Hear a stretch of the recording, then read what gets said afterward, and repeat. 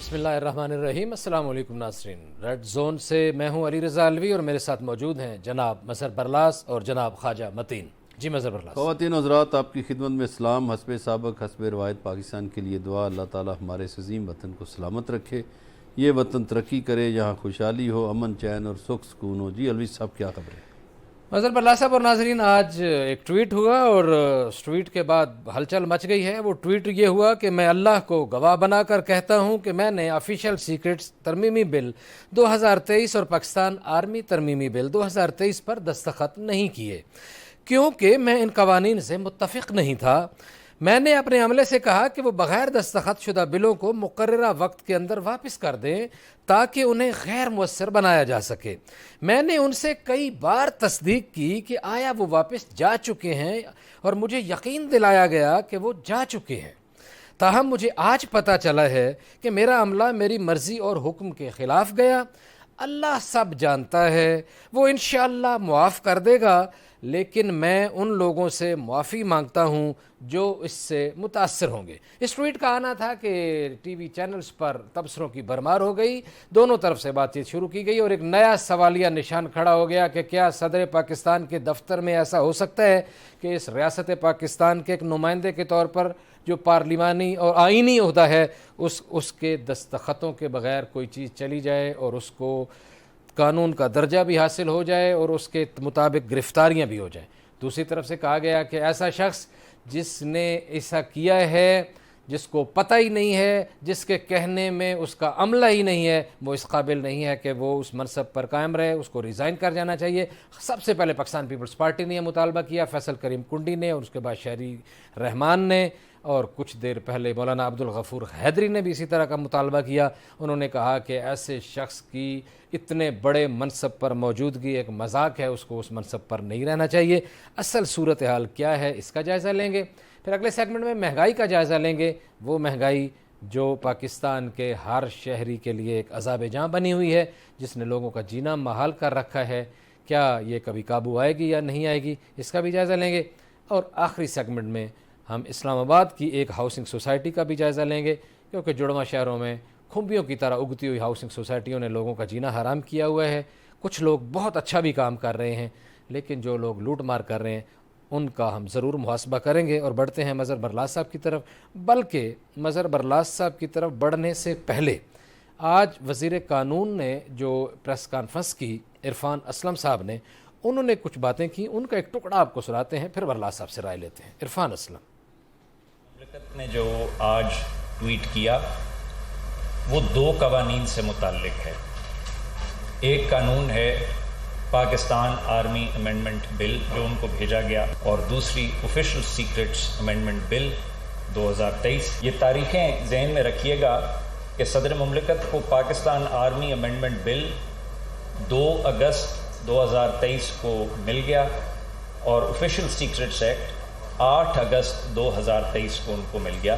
قانونی پوزیشن یہ ہے کہ آئین کے آرٹیکل 75 کے تحت جب کوئی بل صدر مملکت کو ان کی اسینٹ کے لیے بھیجا جاتا ہے تو صدر مملکت کے پاس 2 اختیارات ہیں۔ پہلا اختیار یہ ہے کہ وہ اس بل پہ اپنی رضامندی دے دیں اور وہ قانون بن جائے۔ دوسری قانونی آپشن ان کے پاس ہے کہ وہ اس پہ اپنی، اگر ان کی کوئی آبزرویشنز ہیں، وہ تحریری انداز میں ان کو بھیجیں، واپس بھیج دی جائیں تاکہ صدر مملکت کی گائیڈنس کو مجلس شورا کنسیڈر کر سکے۔ آرٹیکل 75 کے تحت کوئی تیسرا اختیار نہیں ہے۔ جی مظہر برلاس صاحب، یہ تبصرے سنتے رہے آپ بھی، دن بھر کو چینلز آپ سے پوچھتے بھی رہے اور ابھی بھی یہی سوال ہے۔ ٹویٹ آیا، ٹویٹ کے پیچھے بھی جائیں گے، ٹویٹ کے آگے بھی جائیں گے، ٹویٹ پر بھی ٹھہریں گے، کہاں سے آپ کو بات اچھی لگتی ہے، کہاں سے شروع کرتے ہیں بات کا؟ میں پہلے آپ سے عرض کرنا چاہتا ہوں کہ مجھے تھوڑا سا ٹائم دیجیے گا آج، ضرور بولیے، میں تاکہ یہ جو وزیر قانون ہیں ان کی بات بھی کر سکوں، جو پیپلز پارٹی کی اعتراضات ہیں ان کی، اور جو بل منظور ہوتے ہیں ان کی۔ پہلے میرا خیال ہے بلوں کی بات کر لیتے ہیں۔ درست ہے، بالکل صحیح کہ ہے۔ جو پارلیمنٹ میں طریقہ کار ہے وہ کیا ہے؟ جی، پارلیمنٹ میں طریقہ کار یہ ہے کہ ایک بل اگر قومی اسمبلی پاس کرے تو پھر وہ بل سینٹ میں جاتا ہے، درست ہے، اور اگر سینٹ اس کو پاس نہ کرے تو پھر وہ بل پاس کرانے کے لیے جوائنٹ سیشن بلایا جاتا ہے۔ درست ہو گیا، جوائنٹ سیشن میں بل جب پاس ہو جائے تو پھر وہ صدر مملکت کو بھیجا جاتا ہے۔ صحیح ہے، صدر مملکت کے پاس دو اختیار ہیں کہ انہیں وہ منظور کر لیں یا واپس بھیج دیں۔ ٹھیک ہے، جب وہ واپس بھیجتے ہیں تو پھر پارلیمنٹ اس کو منظور کرتی ہے۔ درست ہے، جب دوبارہ پارلیمنٹ منظور کرے تو وہ خود بخود آئین کا حصہ بن جاتا ہے، قانون کا حصہ بن جاتا ہے۔ یہاں دوبارہ والی پریکٹس تو ہوئی نہیں، ٹھیک ہے، تو وہ کیسے قانون بن گیا؟ اب یہ جو وزیر صاحب آپ نے دکھائے، میں نے اس دن بھی کہا تھا کیبنٹ پہ تبصرہ کرتے ہوئے کہ ان میں سے بہت سے وزراء متنازع ہیں، ان کی سیاسی وابستگیاں ہیں، درست ہے، وہ جانبدار ہیں ٹھیک ہے، اور پچھلی حکومت کا تسلسل ہے۔ یہ جو عرفان اسلم صاحب ہیں، یہ شریف فیملی کے ایک وکیل اشتر و صاف، جی جی، جو اٹارنی جنرل بھی رہے، بالکل، اشتر و صاف کے دفتر میں کام کرتے ہیں۔ اچھا، تو یہ نارو والی شیخ اشتر و صاف نے یہ تحفہ نون لیگ کی طرف سے حکومت کو دیا ہے۔ اچھا، اب یہ جھوٹ کیا بول رہے ہیں؟ ان کو میرا خیال ہے پارلیمانی پروسیجر کا پتہ ہی نہیں۔ درست ہے، یہ وزیر صاحب پتہ نہیں کون سی کتاب کھول کے بیٹھے ہیں کہ ان کو نہ پارلیمانی روایات کا پتہ ہے، نہ یہ پتہ ہے کہ بل کس طرح پاس ہوتے ہیں اور صدر مملکت کا رول کیا ہوتا ہے۔ اب آ جائیے پیپلز پارٹی کی طرف۔ دیکھیے، بات تو بڑی انہوں نے کر دی کہ جی اتنے بڑے منصب پہ۔ آپ کو یاد ہوگا کہ جب پرائم منسٹر کی کچھ ریکارڈنگ سامنے آئی تھی تو بلاول بھٹو زرداری نے بڑے جذبات میں باتیں کی تھیں کہ جی ہم تو بڑے شرمندہ ہیں کہ ہمارا پارلیمانی نظام ہے اور وزیر اعظم آفس محفوظ نہیں۔ اس سے پہلے اگر بلاول بھٹو صاحب تھوڑا سا جھانک لیں صحیح، تو ان کو پتہ چلے گا کہ یہاں ایک میمو گیٹ سکینڈل بھی بنا تھا۔ صحیح ہے، تو اس کا مطلب ہے اس وقت بھی ایوان صدر محفوظ نہیں تھا۔ پھر آ جائیے وہ جو ڈان لیگز تھیں اس پہ بھی آ جائے کہ اس کا مطلب ہے اس وقت بھی وزیر اعظم ہاؤس محفوظ نہیں تھا۔ ٹھیک ہے، پھر چلو بعد والوں کی تو آڈیو آ گئیں، پی ٹی آئی چیئرمین کی اور میاں شہباز شریف صاحب کی بھی آڈیو آ گئی، جو ان کے وزراء اور وہ غیر روایتی طور پر، غیر اخلاقی طور پر، غیر پارلیمانی طور پر اور غیر آئینی طور پر سپیکر کو ہدایات کرنے کی کوشش کر رہے تھے اس میٹنگ میں۔ درست ہے، اب آ جائیے صدر صاحب کی طرف۔ دیکھیے صدر صاحب نے خدا کو گواہ بنایا ہے۔ ہاں جی، جب کوئی اللہ کو گواہ بنا لے تو ہم بحیثیت مسلمان اس پہ شک نہیں کر سکتے۔ وہ کہتے ہیں کہ میں اس سے ڈس ایگری کرتا ہوں، ٹھیک ہے، میں نے سائن نہیں کیے۔ ٹھیک ہے، اب میرا خیال ہے کہ ان کے عملے کو کٹہرے میں کھڑا کرنا چاہیے۔ ٹھیک ہے، اب اس کے دو راستے ہیں۔ ایک تو یہ ہے کہ نگراں وزیر اعظم انوار الحق کاکڑ ایف آئی اے کو یہ کیس بھیجیں، چونکہ ایف آئی اے تو بڑی پھرتیلی ثابت ہوئی نا، انہوں نے تو اسی ایکٹ کو استعمال کرتے ہوئے شاہ محمود قریشی کو گرفتار بھی کر لیا اور پتہ نہیں کس کس پہ وہ مقدمہ ڈال دیے۔ تو ذرا تحقیقات ہو جائیں کہ بھئی یہ کیوں کیسے معاملہ ہوا۔ ٹھیک ہو گیا، دوسرا صدر صاحب رجوع کر سکتے ہیں، ہو سکتا ہے انہوں نے خط لکھ بھی دیا ہو چیف جسٹس آف پاکستان کو کہ جناب والا یہ تحقیق کی جائے کہ میرے عملے نے میرے ساتھ کیوں چیٹ کیا۔ ٹھیک ہے، اب آ جائیے ذرا اخلاقی لحاظ سے۔ میں سمجھتا ہوں کہ اس حملے نے صدر مملکت کو نہیں، صدر مملکت ریاست کے سربراہ ہیں، انہوں نے پورے پاکستان کو چیٹ کیا ہے، اچھا، دھوکہ دیا ہے صدر مملکت نے، ان کے سٹاف نے، اسٹاف نے، اچھا صحیح، صدر مملکت نے نہیں۔ اچھا اچھا صحیح، صدر مملکت کو دھوکہ دینے کے نہیں میں نے نہیں کہا، نہیں انہوں نے نہیں کہا، میں نے پوچھا ہے، انہوں نے پوچھا۔ ہاں جی، میں تو اسی بات پہ قائم ہوں کہ صدر مملکت کو جو چیٹ کیا گیا ہے یا انہیں جو دھوکہ دیا گیا ہے وہ پوری ریاست پاکستان کو دھوکہ ہے، ٹھیک ہو گیا، اور پاکستان کے سسٹم کے منہ پہ ایک چماٹ ہے۔ درست ہو گیا۔ میں سمجھتا ہوں کہ ان لوگوں کی تحقیقات ہونی چاہیے۔ عدلیہ پر بھی ایک دباؤ ہے۔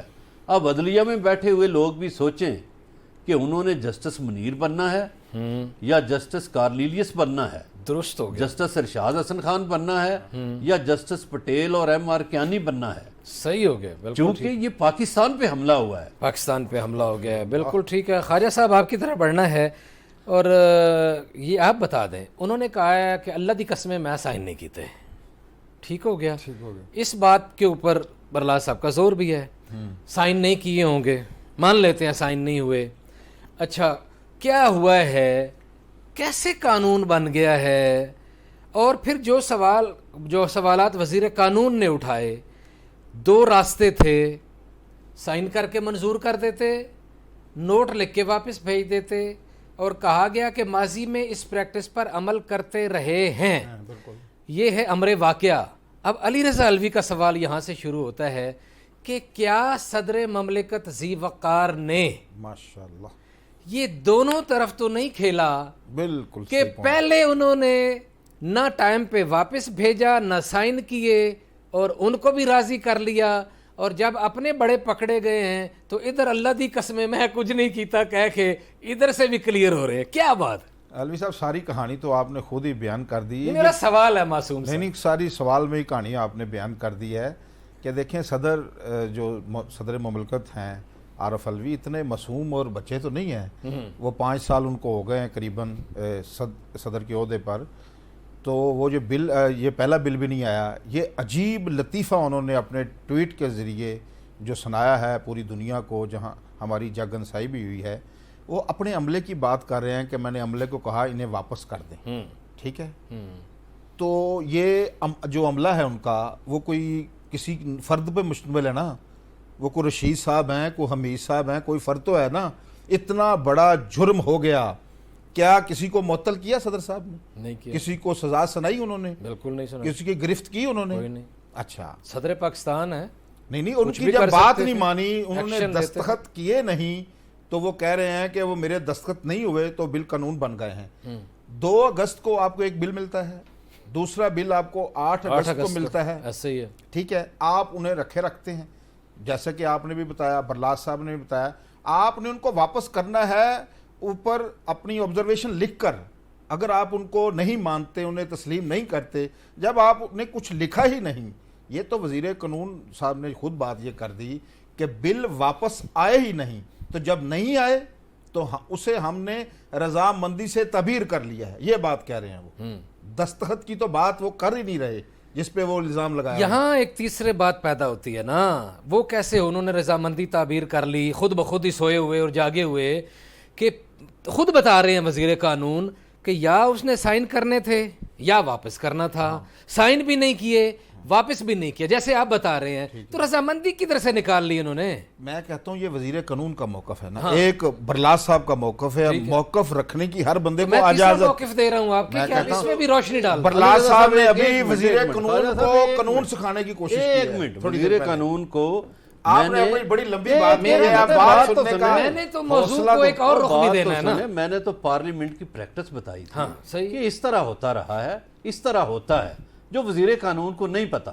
میں اس بات پہ قائم ہوں۔ آپ نے انہیں قانون سکھانے کی کوشش کی ہے نا، بالکل یہی میں عرض کیا ہے، آپ نے درست کیا ہے، غلط کیا، لیکن قانون ضرور سکھایا ہے۔ برلاس صاحب بہت سارے وزیروں کی تعلیق رہے ہیں، مجھے پتا ہے۔ میں کہتا ہوں کہ انہوں نے نئے جو وزیر قانون ہیں، انہیں وزیر قانون سکھانے کی کوشش کی ہے کہ پریکٹس یہ ہے۔ صحیح ہے، انہوں نے آئین کے آرٹیکل 75 کا حوالہ دیا، یہ 2 صورتیں ہیں، انہوں نے ٹھیک ہے، اب انہوں نے کہا کہ ہمیں موصول نہیں ہوئے، دستخط کی تو بات ہی نہیں ہو رہی۔ جب اس سے صدر صاحب سے یہ سوال ہے، قانونی بھی، اخلاقی بھی اور آئینی بھی، جب آپ کو بلوں پر تحفظات تھے تو آپ نے اس پر اپنی آبزرویشن کیوں نہیں لکھی؟ درست ہے۔ اچھا، جب 18 اگست کو یہ قانون بن گیا، خبریں لگ گئی اخبارات میں، میڈیا میں آ گیا، یہ دونوں بل قانون کا حصہ بن گئے ہیں، اس وقت صدر صاحب 24 گھنٹے چپ کا روزہ رکھ کر بیٹھے رہے، ٹھیک ہے۔ آج ان کو جب گرفتاریاں شروع ہوئیں جو آفیشل سیکرٹ ایکٹ کے تحت، ان کی پارٹی کے 2 بڑے لوگ گرفتار ہو گئے، تو آج ان کو یاد آیا، انہوں نے کہا جی میں خدا کو گواہ بنا کر کہتا ہوں جی میرا اس سے کوئی تعلق نہیں ہے. تو آپ 24 گھنٹے کیا کرتے رہے جب آپ کے عملہ بھی آپ کی بات نہیں مان رہا؟ قانون کی اخبارات میں 16 اگست کو آ گیا تھا, ٹھیک ہے, یہ قانون کا حصہ بن گئے ہیں, تو آپ کدھر تھے؟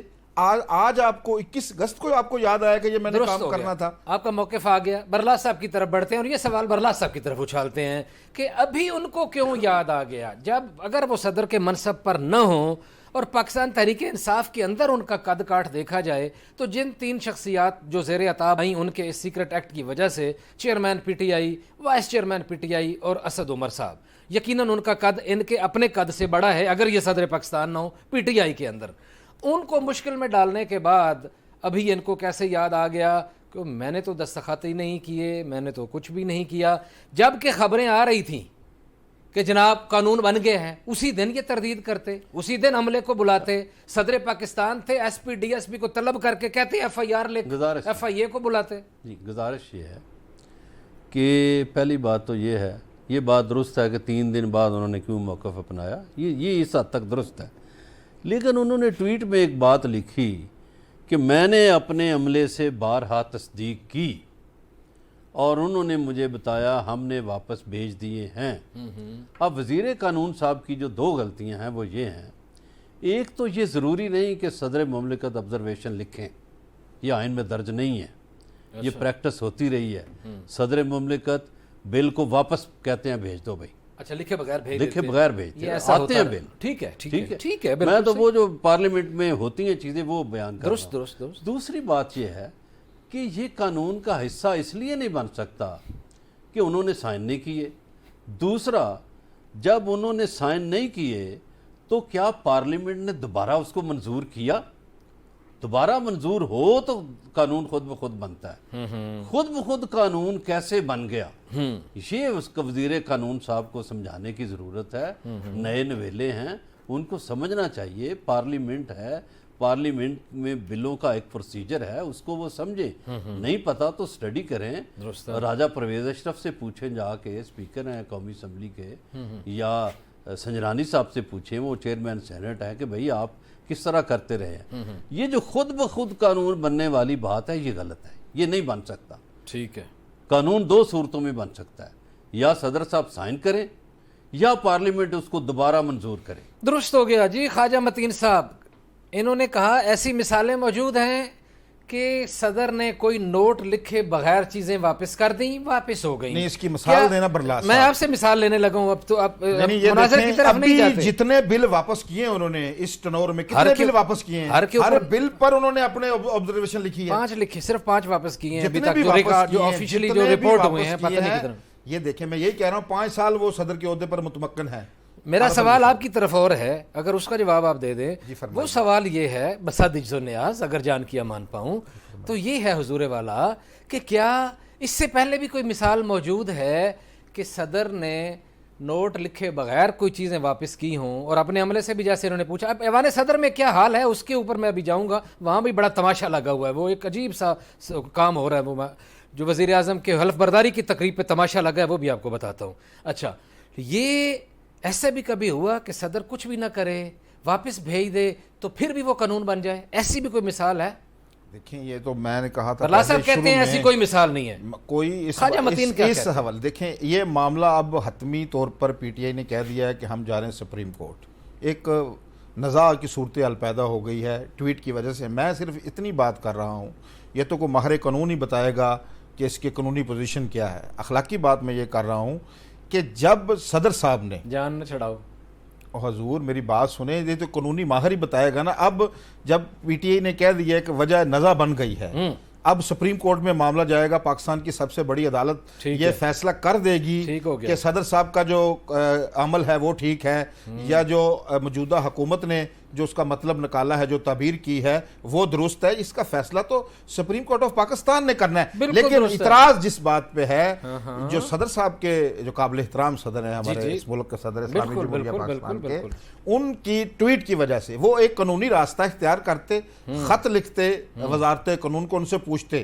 یہ انہوں نے جو عوامی ہمدردی لینے کی کوشش کی ہے اور جو پی ٹی آئی کے حامیوں کو یہ گرفتاریوں پر ان کو دل رکھنے کی کوشش کی ہے, جو سب سے پہلے آپ نے بات کی تھی हमें ब्रेक की ये तरफ जनाब जाना है। सदर विकेट के दोनों तरफ खेल रहे हैं, ठीक है। वो विकेट के दोनों तरफ खेल नहीं पाएंगे।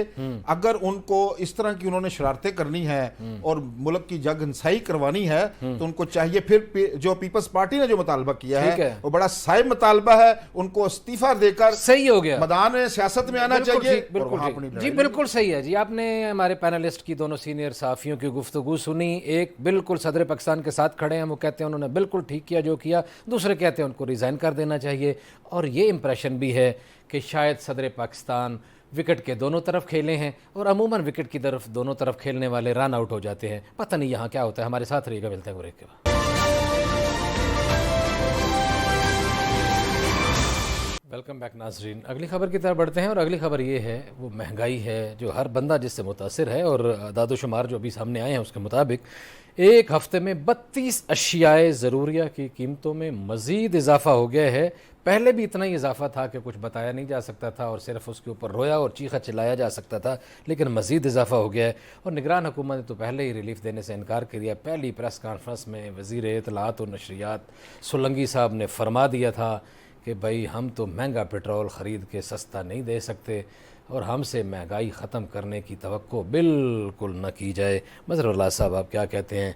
तो फिर अगर इनसे महंगाई ख़त्म करने की तवक्को न की जाए, ये पेट्रोल इन्होंने मज़ीद महंगा ख़रीद के और महंगा बेचना है, तो फिर आपका और हमारा क्या बनेगा?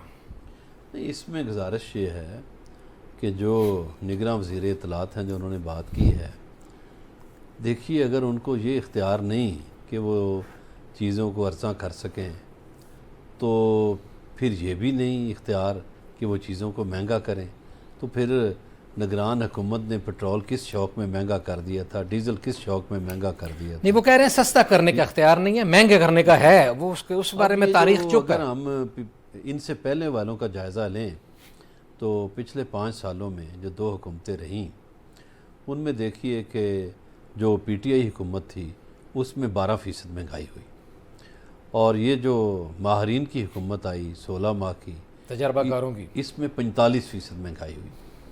अब हुक्मरान कोई भी हो, मेरा ये मौक़िफ़ है कि हुक्मरान को सबसे पहले आम आदमी को मद्देनज़र रखना चाहिए कि आम आदमी की क्या सूरत हाल है। मगर बदकिस्मती से पाकिस्तान में आम आदमी की तरफ कोई ध्यान नहीं देता। अब आप देखें कि बिजली किस कदर महंगी हो गई, लोग बिजली के बिल अदा करने से कासर हैं। गैस बहुत महंगी हो गई, गैस के बिल अदा करने से कासर हैं। फिर ये जो आपने अशिया ज़रूरिया की तरफ बात की है, अशिया ज़रूरिया इतनी महंगी हो गई हैं कि लोगों की पहुंच से दूर है। बिल्कुल ठीक हो गया। तो पाकिस्तान में लोग तंग हैं, बहुत सी खुदकुशियों की खबरें भी आपको मिली, ऐसे ही है, बहुत से ऐसे। अच्छा, फिर वारदातें बढ़ गई, चोरी चकारी बढ़ गई। सही है। अब देखिए हमारे ये शहर इस्लामाबाद, पिंडी बड़े महफूज थे, अब यहाँ भी जो स्ट्रीट क्राइम है बहुत ज़्यादा हो गया, रेशो बढ़ गई। ठीक हो गया बरला साहब। तो बिल्कुल ये सारी चीज़ें बढ़ने से मैं समझता हूँ कि हुक्मरानों को कोई सबक सीखना चाहिए। आखिरी बात सिर्फ ये है कि उन्हें अपने प्रोटोकॉल कम करने चाहिए। वहाँ भी पेट्रोल खर्च होता है, वो जो लाओ लश्कर आप लेकर साथ चलते हैं, खुदारा उसको तो छोड़ दें। आप दुनिया की मिसालें हमें देते हैं, दुनिया से सबक सीख लें। ठीक है जी। ख्वाजा मतीर साहब आपका क्या ख्याल है? कोई महंगाई शंगाई है या कोई नहीं है, मामला ठीक ही है? आप क्या समझते हैं? इसमें कोई शुबा नहीं है कि इस वक्त जो गरीब आदमी है, बल्कि मतवसत तबके के जितने अफराद हैं, शदीद ज़हनी कर्ब में मुब्तला हैं। ये जो बढ़ती हुई महंगाई है, बच्चों की स्कूल फ़ीसें हैं और अशाए ज़रूरिया की बात हुई, और सबसे बढ़कर जो बिजली की होशरबा कीमतों में इजाफ़ा किया है, इससे आम आदमी की तकरीबन जान जो रही सही थी वो भी निकल गई थोड़े है। से पैसे इजाफी ले रहे हैं, 122 अरब रुपए, मामूली सी रकम ले रहे हैं मज़ीद। और बिजली बिलों पर यकीन करें झगड़े हो रहे हैं। हम देखते हैं, हम आए रोज़ अजीज़ो कारब में, महल्ले में लोग बिजली के बिलों पर लड़ाइयाँ कर रहे हैं, और ये बिल्कुल दुरुस्त बात है कि ख़ुदकुशियाँ भी लोग कर रहे हैं। मैं एक टैक्सी में सफ़र कर रहा था तो मुझे उससे बात की, ड्राइवर ने मुझे बताया कि आज के दिन हमारे उज़्ज़ा कारब में 4 तलाक़ें हुई हैं इस मौजू पर कि ख़वातीन से झगड़े हुए हैं कि आप इसी महंगाई के मामले पर कि अशाए ख़ुरोनोश नहीं है। ये बहुत ही बदतरीन सूरत हाल से मुल्क दो चार है। अभी उन्होंने जो यूटिलिटी स्टोर पर आटा भी तकरीबन जो थैला है वो 20 किलो का, वो भी 1750 रुपये महंगा कर दिया है। तो ये आम आदमी जाएगा किधर?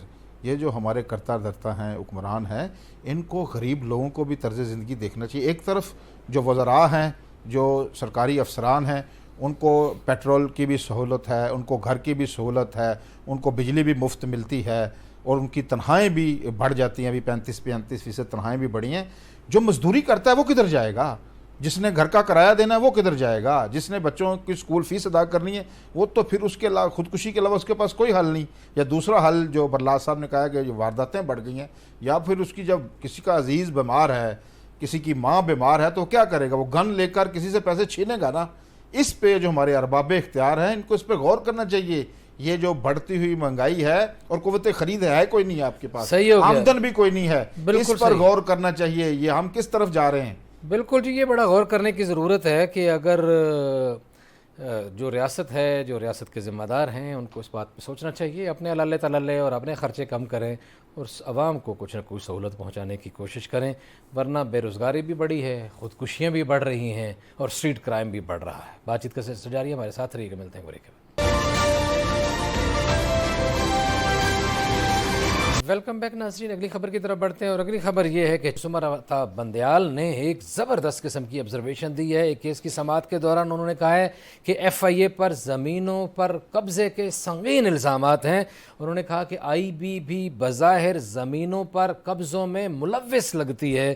انہوں نے کہا کہ ان اداروں کا کام عوام کی خدمت کرنا ہے، ہاؤسنگ سوسائٹیاں بنانا نہیں ہے، لیکن یہ ہاؤسنگ سوسائٹیاں بنانے میں لگے ہوئے ہیں۔ انہوں نے کہا کہ مجموعی طور پر ان ہاؤسنگ سوسائٹی پر 175 ارب روپے کا نقصان ہوا ہے، لیکن ان ہاؤسنگ سوسائٹیوں کو انفرادی طور پر پوچھنے کی بجائے ایک گول مول سی رپورٹ دی گئی ہے۔ خواجہ متین صاحب، میں آپ کی طرف بڑھوں گا کہ اسی طرح کی کسی ہاؤسنگ سوسائٹی میں کوئی آپ کا ایک ذاتی تجربہ بھی ہے، میرا خیال ہے آپ اپنا ذاتی تجربہ ہمارے ناظرین سے شیئر کریں۔ جی الوی صاحب، یہ جو چیف جسٹس صاحب نے بات کی ہے بالکل میں سمجھتا ہوں درست بات کی ہے۔ میں نے یہ گلبرگ جو ہاؤسنگ سوسائٹی ہے، جس کو آئی بی جس کو چلا رہی ہے ادھر، ان کے ذمہ داران ہیں، وہاں میں نے اپنی زندگی بھر کی جمع پونجی سے ٹھیک ہے 7 مرلے کا پلاٹ خریدا، تو وہ میرے نام بھی ٹرانسفر ہو گیا۔ جب میں نے ان سے کہا کہ مجھے ان کا بتائیں کہاں نقشہ دیں تو میں گھر بناؤں اپنا ادھر اور کرائے سے جان چھوٹے میری، تو انہوں نے کہا جی ابھی وہ آپ کی پیمائش ہوگی، تو پیمائش کرنے والوں کو ڈھونڈتے رہے 2-4 ماہ۔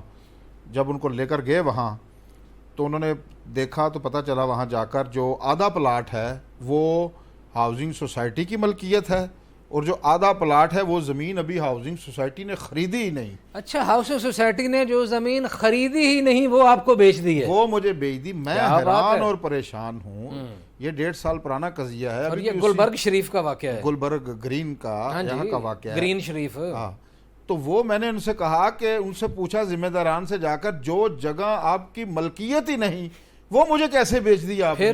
ابھی تک میرا معاملہ لٹکا ہوا ہے اور میں حیران ہوں۔ میں نے جب یہاں پلاٹ لینے کا سوچا تھا تو میں نے سمجھا یہ بڑی ریکگنائز ہاؤسنگ سوسائٹی ہے، یہاں چلو ہم بھی گھر بنا لیتے ہیں کسی ریکگنائز سوسائٹی میں، کچی بادیوں میں رہنے والے لوگ ہیں ہم۔ صدر سے، سیکٹری سے کہ وہ بہت بار جا کے دروازے کھٹکھٹائے، آپ کو بھی ایک دفعہ سفارش کی، باقی لوگوں کو بھی کہا کہ یار اس معاملے کو کہیں نپٹائیں آپ، لیکن ابھی تک معاملہ جوں کا تو ہے۔ لیکن حیرانی کی بات، کوئی بھی شخص یا کوئی بھی فرد ایسی چیز بیچ سکتا ہے جس کے خود اس کی ملکیت نہ ہو، اور میرے پاس اس کے ڈاکومنٹ ہیں، کاغذ ہیں، میرے نام ٹرانسفر کیا ہوا ہے بایو میٹرک طریقے سے، لیکن وہ جگہ ہاؤسنگ سوسائٹی کی ملکیت ہی نہیں ہے۔ چیف جسٹس نے کہا ہے کہ ہم اس پہ آج خود نوٹس نہیں لینا چاہتے، ہماری خواہش ہے بہتر ہے کوئی بندہ آ کے درخواست دے، تو آپ درخواست دے دیں جا کے سپریم کورٹ میں۔ میں رجوع کروں گا ضرور اور ان سے اپیل بھی کروں گا۔ اسی طرح میں صرف اکیلا فرد نہیں ہوں، صرف یہ تو میں نے اپنی کہانی مثال کے طور پر پیش کی ہے۔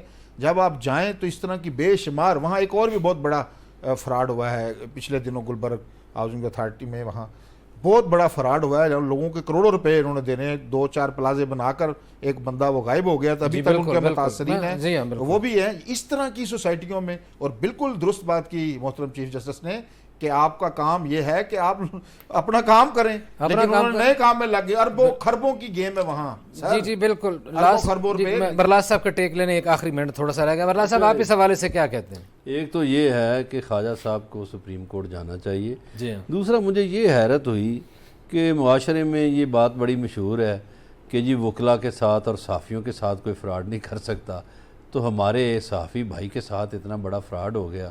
تیسرا یہ کہ یہ تو ضلع گرداسپور بنا دیا، کہ آدھا انڈیا کے پاس ہے آدھا پاکستان کے پاس ہے. تو یہ محکمے جو ہیں یہ بنائے کس لیے تھے؟ جس لیے بنائے تھے وہ کام تو سوسائٹیوں کے لیے بنائے ہوں گے. اب یہ کرپشن ہے. پولیس سے جب معاملات بڑھے انہوں نے کہا ایف آئی اے بنا لو. وہاں بھی جب کرپشن کے دروازے کھل گئے تو اینٹی کرپشن بنا لو. اینٹی کرپشن میں بھی جب کرپشن کے دروازے کھل گئے تو نیب بنا لو. اب نیب میں بھی کرپشن کے دروازے کھلے ہیں. تو یہ محکمے کر کیا رہے ہیں؟ یہ محکمے یہ کرتے ہیں، میں آپ کو بتاتا ہوں. آپ کو پتہ ہے کہ آپ کا بھائی ہاؤسنگ سوسائٹیوں میں کوئی چھوٹا سا اسٹوڈنٹ ہے، ادنا سا طالب علم ہے، اس کے اوپر پڑھتا رہتا ہے، پڑھاتا رہتا ہے، چیزوں کو دیکھتا ہے، تو یہ پتہ چلتا ہے کہ جو ہاؤسنگ سوسائٹی بنانے کے لیے بہت نیک اور اچھے لوگ بھی ہیں، بہت سارے اچھے لوگ ہیں ہمارے جاننے والے دوست احباب، لیکن جب ایک نوسرباز آتا ہے تو پہلا کام یہ کرتا ہے کہ وہ ان اداروں میں جن کے آپ نے نام لیے ہیں ان میں وہ متعلقہ لوگ ڈھونڈتا ہے جن کے انڈر آتی ہے اس کی ہاؤسنگ سوسائٹی. ان کو کچھ پلاٹ تحفہ دیتا ہے، ان کو کچھ فائلیں تحفہ دیتا ہے، اور اس کے بعد آپ ہم چاہے میڈیا پہ بیٹھے رہیں، چاہے سپریم کورٹ کے دروازے کھٹکھٹائیں، چاہے ہائی کورٹ کے، چاہے سیشن کورٹ کے، تو وہ کچھ بھی اس لیے نہیں ہوتا کہ ان صاحبان جنہوں نے ایکشن لینا ہوتا ہے، اینٹی کرپشن ہو، ایف آئی اے ہو، نیب ہو، وہ تو پہلے ان کا منہ بند ہو چکا ہوتا ہے مبینہ طور پر. تو پھر وہ کون ایکشن لے گا؟ اس لیے ضرورت یہ ہے کہ قومی